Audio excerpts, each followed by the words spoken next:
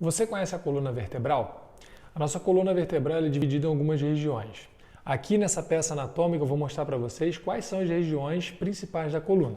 Nessa parte aqui em cima nós vemos a parte da cabeça, a parte posterior do crânio. Logo abaixo é a primeira região da coluna, que a gente chama de coluna cervical. Abaixo da coluna cervical nós temos a coluna dorsal ou coluna torácica. Um pouco mais abaixo nós temos a coluna lombar. Logo mais abaixo, dando sustentação à coluna, nós temos tanto a região da pelve, que é composta pelos ossos ilíacos, e pela região do sacro e do cóccix, que é a última parte da coluna.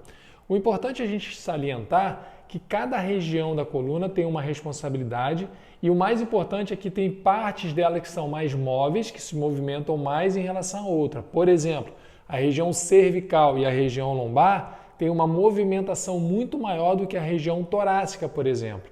Ou seja, essas duas regiões são mais propícias a terem problemas, lesões, principalmente hérnias de disco. A gente antigamente pensava que as hérnias de disco eram dadas por falta de mobilidade e hoje nós sabemos que é por um excesso de mobilidade. Então, se eu tenho alguma região que tem hérnia de disco, se você já ouviu falar, alguém tem hérnia de disco na cervical, é porque provavelmente está tendo uma super solicitação dessa região e o disco está sendo lesionado.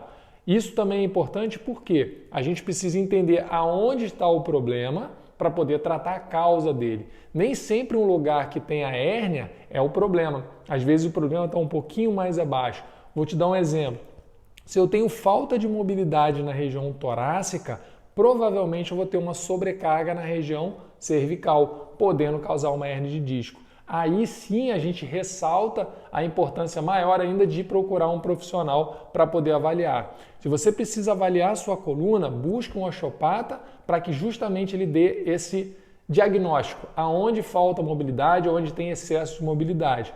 Com técnicas suaves, com avaliações de palpação, ele vai poder identificar o problema, iniciar um tratamento e também passar possibilidades de tratamento domiciliar, como exercícios, como fortalecimentos e alongamentos. Por isso, tem que ser com um profissional adequado.